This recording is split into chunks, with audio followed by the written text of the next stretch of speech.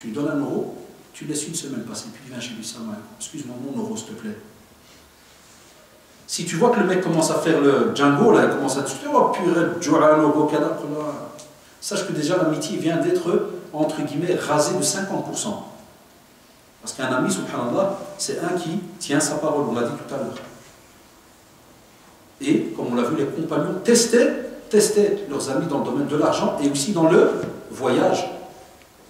Ça, on n'a pas beaucoup l'occasion, nous, ici en Belgique, mais voilà.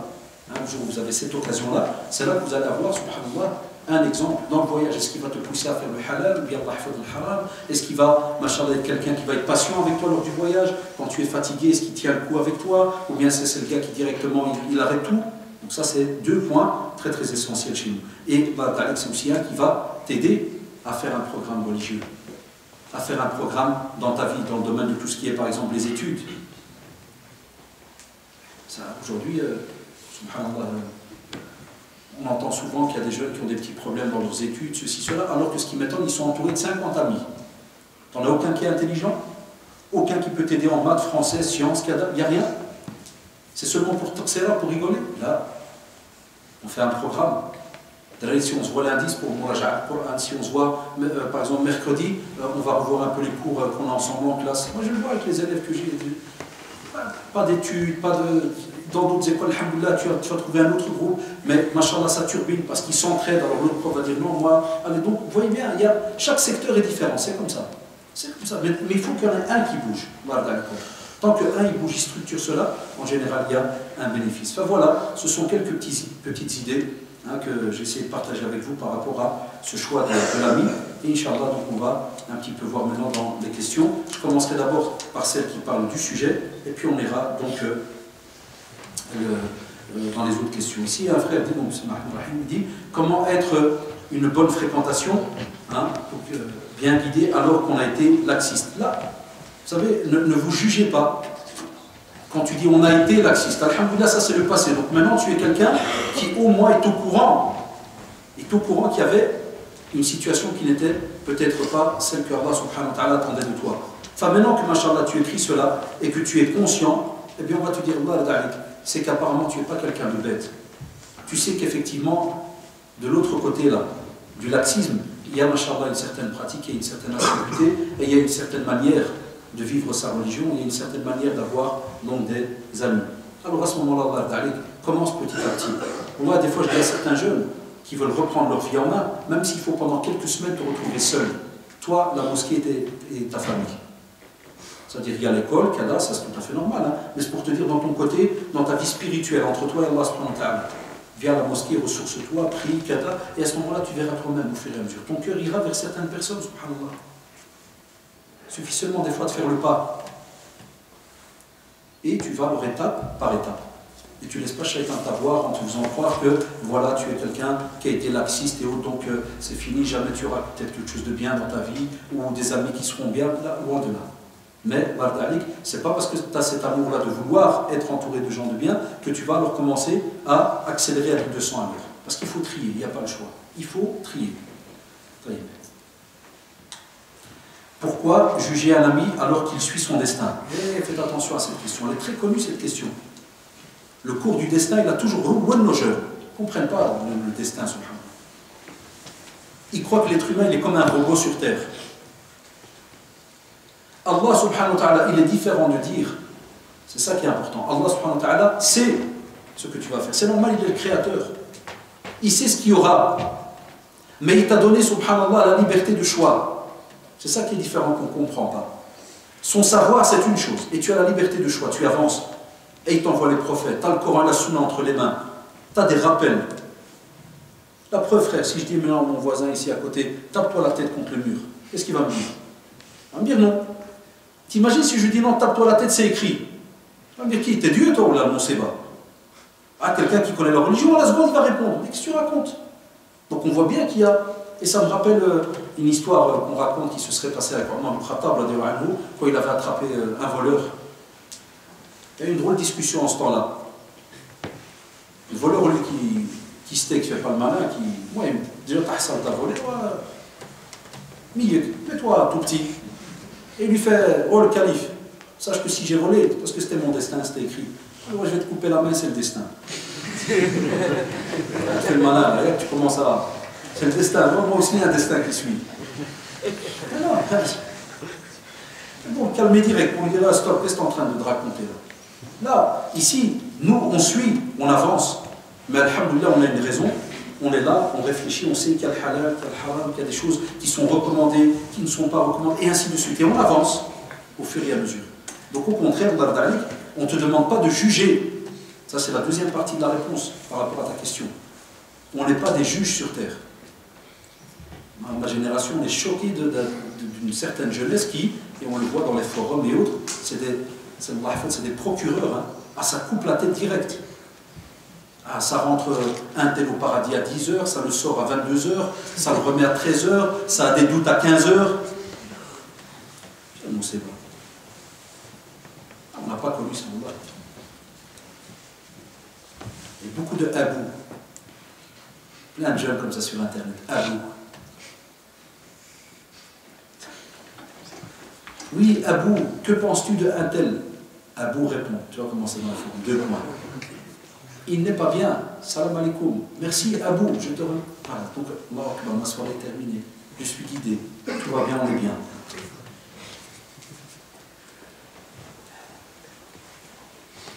Les gens voyageaient pour aller rencontrer les savants, s'asseoir avec eux avec leurs petites questions. Et nous, on s'amuse comme ça. Attention, juger, c'est un acte grave, parce que le jugement dernier, tu dois apporter la preuve de ce que tu racontes. C'est important.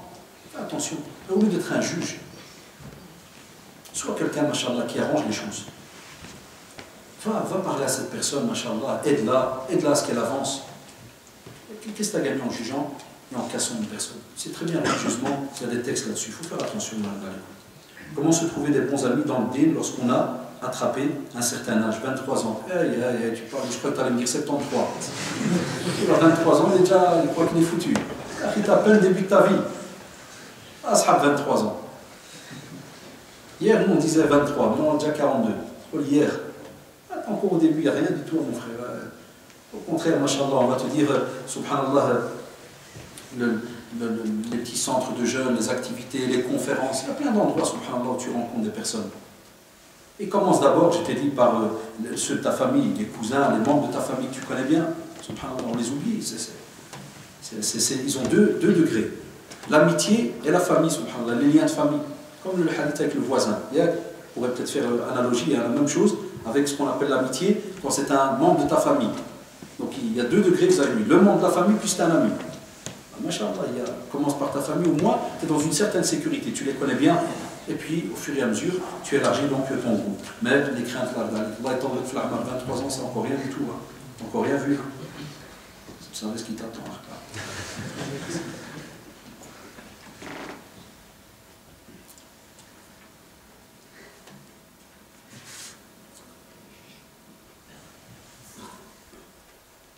Amine, je n'ai pas compris ta question. Pouvez-vous me dire si les ablutions doivent être faites avec les parties intimes couvertes ou non? Je ne sais pas dans quelle partie tu parles. C'est-à-dire, non, ça ne fait pas rire les gars.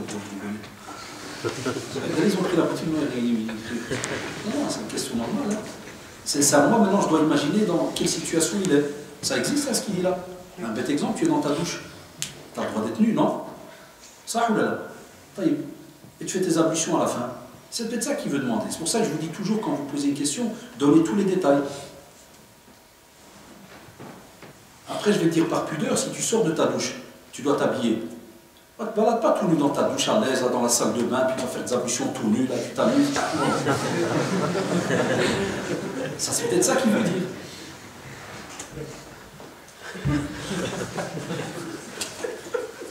Ah, c'est peut-être un bon vivant, parce que là, je parle. Vous savez, j'ai remarqué depuis des années qu'il y a à peine 2-3 ans que je fais les questions-réponses. Les questions diffèrent quand il fait chaud, quand il fait froid. On aurait fait cette conférence en hiver, il n'y aurait pas eu cette question. Ah, il serait bien me rappeler, il ferait des ablutions avec eux à côté du chauffage. Non, là, par pudeur, comme on le dit, par pudeur, donc là, tu es dans ta salle de bain. Si tu l'as fait alors que tu étais dans ta douche ou dans ta baignoire de cadavre, c'est normal, tu es là, il n'y a rien qui te l'indique. Mais une fois que tu quittes cadavre et tout, habille-toi, au cas où tu as par exemple fait seulement ta douche et après tu t'es dit je vais faire mes ablutions, ce qui est normal, par exemple, ça arrive, habille-toi d'aller, qui fait les choses. On a aussi ce qu'on appelle les habitudes dans notre vie privée, et des habitudes qui touchent aussi le côté de la pudeur, spécialement vis-à-vis d'un acte d'adoration et autres. Mais que quelqu'un va te dire le mot haram, il doit porter un dalil, il doit porter une preuve. Si quelqu'un dit le mot illicite, il doit porter une preuve alors à ce moment-là. On va faire une question frère, une question sœur. Je voudrais savoir, donc comme d'habitude, il y a des questions qui sont hors sujet. Je vous ai dit qu'on les fera après. Que faire quand ta meilleure amie est un peu dans l'égarement? Eh bien, on a répondu, alhamdoulilah, depuis tout à l'heure, le conseil. La religion, c'est la sincérité, le conseil. Conseil-là, alhamdoulilah, de temps à autre. On a déjà parlé de ça, vous vous rappelez dans l'arbre de conseiller. Conseil-là, alhamdoulilah, et avance avec elle petit à petit. Et je vous rappelle que le 30, Inch'Allah, à la fin donc, du mois de mars, Inch'Allah, la mosquée Al-Amal, on fera une session spéciale, questions-réponses, sur justement la fréquentation. D'accord? Donc ici, on va faire un petit peu, mais le 30, je vous donne rendez-vous, Inch'Allah, c'est après le... Voilà, c'est à 6h30, après le Maroc, Inch'Allah, on fera... non, pas le Maroc, parce que l'heure va changer, je crois. Donc, voilà, un peu après la Asr, donc moi, c'est à 6h30, à la mosquée Al-Amal, Inch'Allah, station Oman, on fera une session que de questions-réponses sur la fréquentation, Inch'Allah. Donc, ici, tu conseilles, alhamdoulilah, je crois que le sujet il a été expliqué en long et en large depuis tout à l'heure. Ici, donc, de nouveau, des questions au sujet sur le kitab et autres. Ici, il y en a qui se posent encore la question si on peut sortir avec une fille. Que doit-on faire quand quelqu'un veut devenir ami avec nous, car nous avons une bonne influence, mais lui, il a une mauvaise influence sur nous? Ça, alhamdoulilah, vous savez, on a toujours entendu as-saraha raha. Saraha, parler franchement, il n'y a pas mieux, ça repose. Quand une personne, tu sais qu'il a une mauvaise influence, wallah, apprenez à parler avec franchise. Ne va pas le faire devant tout le monde, ça ne se fait pas. Mais tu dis, tu osmah, les frères, si tu as remarqué que je ne te fréquente pas beaucoup, parce que ouais, regarde, tu fais ça. Et ça, pour moi, c'est pas bon. Je ne peux pas vivre de cette manière-là. Dans mes convictions, c'est pas bien. Tu me dis, il faut être... Voilà. Il y a longtemps, par exemple, j'ai eu le cas avec une personne, c'était tout bête, que je connaissais bien, mais à chaque fois que la personne entamait une discussion, par exemple, vous avez parlé d'argent. Et ça me tue. Vous avez parlé d'argent. Parce qu'un jour, je lui dis, écoute, je dis, moi, je suis un petit pauvre. Et j'ai peur qu'à force, tu vas me parler d'argent, je dis, comme ça, on est billets partout. Je dis, je sens que ça fait de l'influence. Après, il a rigolé. Là, il m'a dit, oh, moi, je me dis, désolé, parce que c'était un drôle qui était dans le commerce et tout. Et vous savez très bien, on a des amis, par exemple, qui travaillent que dans la mécanique. C'est comme si tu vois un joueur de culasse arriver. Dans le mécanique, chaque fois que tu dis, c'est la piste en train, ça arrive, les amis, c'est ça. Hein. Chacun dans un domaine. Ben, des fois, il peut y avoir des bonnes influences, comme des fois, il peut y avoir une mauvaise, alors qu'il est bien mesquin. Comme je vous ai dit, un mec qui va te parler de piston, pas bon à l'aise. Mais un qui va te parler que d'argent, attention, l'argent, sur l'ail, un piston, il ne va pas te rendre piston. Hein. On va pas avoir des problèmes par rapport au piston. Imaginez quel problème tu vas avoir. À l'aise, ça passe. Mais l'argent, vous savez très bien, c'est un sujet que Allah subhanahu wa ta'ala a cité dans le Coran. Fitna. L'argent, c'est une fitna, c'est une épreuve. Et il y en a qui, à force de commencer à leur à penser qu'à ça et à discuter que de ça, peuvent virer dans un autre style de vie. La preuve, on a des sœurs, par exemple, qui se plaignent que leur mari est devenu hyper radin parce qu'elle te dit, ça a commencé par, chaque fois il racontait que son copain, chez qui il était, regardez, parce que son copain avec qui il était, à chaque fois il parlait d'argent, et je me rappelle mon mari, chaque fois qu'il rentrait le soir, il faisait que me parler, il va arrêter les questions. Il doit arrêter, parce qu'il y a trop... Donc il me dit chaque fois, mon mari me disait que son copain lui a dit l'argent, et ça joue sur le caractère de la personne. Donc ça, il faut faire attention par rapport à cela. Ici, il n'y a rien, et ici, Inch'Allah. Mes parents ne veulent pas me laisser aller à la mosquée pour des conférences, que faire? Soit c'est une qui est ici en cachette, soit elle a peut-être demandé ça par le biais de quelqu'un d'autre. Pourquoi je fais la remarque en disant peut-être qu'elle est ici en cachette? Je te dirais, là, chère sœur, ne désobéis pas à tes parents, ne viens pas ici en cachette. Fais ton possible, alhamdoulilah, de leur parler, de faire passer un intermédiaire. Si jamais il prie dans telle mosquée, demandez une fois à l'imam qui rappelle cela aux parents, l'importance d'assister aux conférences. parce que c'est un moment d'éducation, on apprend un petit peu nos valeurs religieuses. Donc ça c'est important. Et si jamais vraiment il ne veut pas, alhamdoulilah, il y a des CD, il y a sur internet, il y a de tout. Là tu peux demander à des sœurs qui se procurent, par exemple, on a des conférences à la librairie Iqra, comme on en a à la mosquée Al-Amal, donc tous les premiers vendredis du mois, spécialement ici c'est exceptionnel. En avril il n'y aura pas au début du mois, c'est pour ça qu'on l'a remonté à samedi prochain, parce que je dois faire un petit voyage. Donc là les frères ils ont toutes les dernières que je fais comme ça, Al-Amal et autres. Donc une sœur peut aller, t'acheter les CD, te les donner, alhamdoulilah, c'est pas... Voilà, n'entre pas en guerre avec tes parents, voilà, c'est un conseil là, n'entre pas en guerre. C'est important, même si c'est pour une conférence. S'il n'y a rien, ici, ouais. Donc ici, il dit, donc de nouveau sur les ablutions, ça c'est autre chose. Prier les pantalons, c'est autre chose.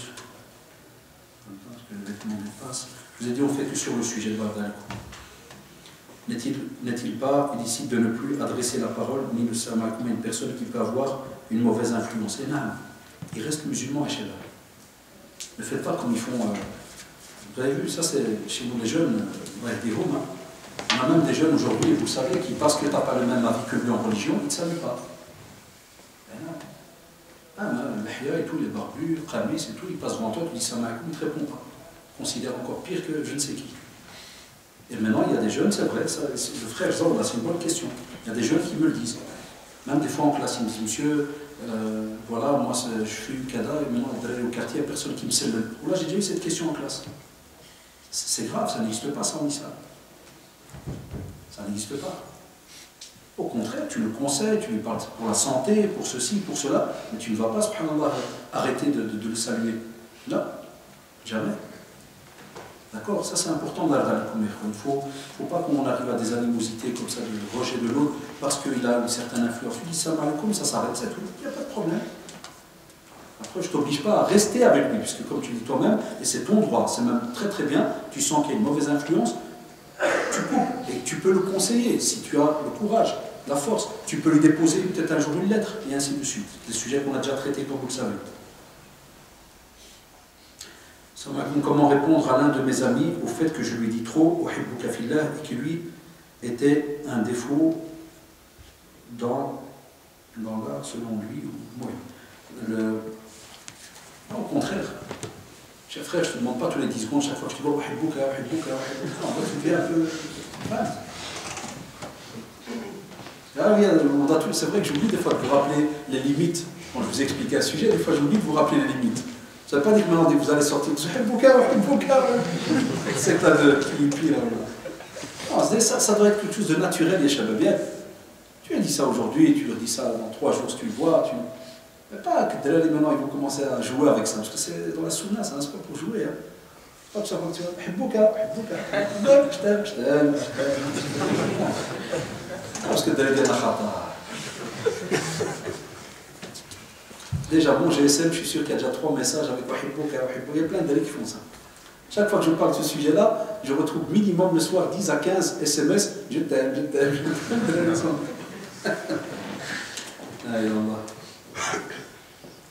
Ici, on me dit, j'ai 18 ans, j'ai fréquenté des mauvaises personnes durant 5 ans. J'ai cru que c'était des frères bien, mais je n'ai appris que du mal, fumer, voler, draguer spécialement ceux en voile. J'ai eu des réputations bonnes comme mauvaises et je veux dire à mes frères et sœurs de craindre Allah. Ne vous laissez pas impressionner par l'habillement, Kada, parce que durant ma période égarée, j'utilisais l'islam pour commettre de graves péchés. Les regrets m'ont envahi et mon passé me rattrape. Je me suis repenti, alhamdoulilah, mais je reste désormais seul car j'ai peur de tomber sur des frères qui sont des loups. Vous voyez donc ça, c'est pour ça que les questions sont bien, entre guillemets. Vous voyez? Un frère, alhamdoulilah, voilà, il est passé par ce qu'on appelle entre guillemets un petit satanisme là, ça veut dire d'employer l'aspect, comme il dit, pratiquant pour commettre certaines actions graves, sachant que la personne en face va faire confiance. Et ça, alhamdoulilah, jazakallah, c'est bien d'avoir le petit courage, même de l'écrire. Ne croyez pas que c'est facile, hein, parce que même écrire, c'est pas facile des fois. Mais je te dirais, Akhil Karim, sache que la porte du repentir, elle est ouverte. Tant que tu es sur terre, la porte du repentir, elle est ouverte. Et Allah subhanahu wa ta'ala aime ceux qui se repentent. Donc ne reste pas comme ça seul. Fréquente, alhamdoulilah, la mosquée, fréquente certains membres de ta famille qui sont bien, certains amis que tu vois quand même depuis des années qui sont bien, et ne va pas maintenant jouer le jeu de Satan là, où il va te faire croire que c'est foutu, reste dans un coin tout seul. Là, bouge, au contraire. D'accord? Voilà, les autres questions, c'est les histoires de sortie. Et comme on vous a dit, j'ai déjà répondu dans d'autres conférences, mais le principal, dans les relations hommes-femmes, hein, chez nous, donc en islam, on te dit qu'il n'y a pas de sortie, donc on a ce qu'on appelle la demande d'un mariage. Et on a le droit de venir avec le mahram, son tuteur, et on pose des questions, kada et tout, et on prend le temps de poser les questions qu'il faut, même si on doit le refaire 2-3 fois, et puis à ce moment-là, on peut enquêter et autres, et puis on te parle. Hein, pour la personne qui dit voilà depuis 2 ans, mais j'ai quand même l'intention de me marier avec lui. Non, l'intention, c'est pas elle qui fait que tu es marié. Ça, c'est en islam, donc vous savez, il y a un acte qui doit être fait, qui a donc ce mariage religieux, et comme on le rappelle toujours, passer aussi d'abord en premier à la commune, même si certains ça les énerve quand on dit ça, mais c'est la vérité, parce qu'on se joue de nos filles à l'aise, on s'amuse dans le halal, soi-disant, pendant quelques mois, puis dès qu'il y a une première dispute, on se dit, allez dégage, et on voit une autre. Ça, j'ai passé presque 13 ans au bureau, j'ai eu que ça. Plein de filles qui viennent enceintes, pas de mariage officiel, rien du tout, une petite fatha vite fait à la maison, elle vient enceinte, elle veut avorter, elle veut je sais pas quoi, elle veut ceci, elle veut cela. Et c'est des réalités, les gars, on a travaillé là-dedans pendant des années, de 9h à 17h. Faites attention, on ne joue pas avec ça dans les coups. Chaque fois que je parle d'islam dans mon école, chaque fois que je parle d'islam avec des musulmans, on se moque de moi, ou après on dit que je fais la musulmane, dois-je continuer à faire le rappel ou stopper? Et après, on me boycotte. Ah, chères sœurs et chers frères, je m'excuse, je vais vous dire un truc qui va peut-être vous choquer, mais c'est la vérité. L'école n'est pas un endroit de da'wah. Je vous le dis franchement, je ne tourne pas autour de vous. L'école n'est pas un endroit de prédication. Déjà, la loi l'interdit, vous devez le savoir, hein. Je ne sais pas si vous êtes au courant, tu peux être condamné. Du prosélytisme, tu peux être renvoyé. Donc le musulman n'a pas à mettre sa vie en danger. Et là, il y a beaucoup d'élèves qui... Vous n'êtes pas au courant, mais il y en a qui se sont fait renvoyer à cause de ça. Il croit qu'il est le prédicateur de l'école. Il fait la da'wah le matin dans la cour, il passe par celui-là, celui-là, celui-là, mais un jour, tu peux tomber sur quelqu'un qui va porter plainte, ou qui va parler avec sa mère, et que la mère, même si le garçon, il est d'accord avec ce que tu lui as dit, mais la mère va porter plainte pour harcèlement. Elle va dire, mon fils n'est pas venu à la mosquée, il est venu à l'école. Ah, qu'est-ce que tu en sais? C'est pour ça que je dis à nos jeunes, l'école n'est pas un endroit de prédication. Tu veux parler de religion dans un juste milieu quand tu as cours de religion. Si tu es dans une école où il y a cours de religion. Et là, on peut discuter de religion parce que, alhamdoulilah, l'État a prévu donc un endroit bien précis. Ce sont tes 2 heures de religion. En dehors de cela, la cour n'est pas un lieu de da'wah. Je vous le dis avec toute franchise. Wallahi. Parce que vous allez vous faire des problèmes. Et il n'y a pas besoin. Il n'y a pas besoin. Que tu fasses un rappel ou un conseil, tu donnes un conseil à quelqu'un, ça c'est différent. Pour quelqu'un qui fait quelque chose qui est pas bien et qui même universellement c'est pas bien, tu lui dis. Il fait attention, t'as pris là, pourquoi tu as pris ceci, ou tu as fait du mal à l'autre, à l'aise. Mais que tu viens commencer à faire la da'wah dans l'école, tu sais très bien qu'il y a une loi qui l'interdit, on ne peut pas. Et tu vas amener des problèmes et tu vas te retrouver dans les problèmes. Donc on a d'aller, chère sœur, n'entre pas dans ce domaine-là, c'est un conseil. Ici, je me suis dit, non, donc ça c'est de...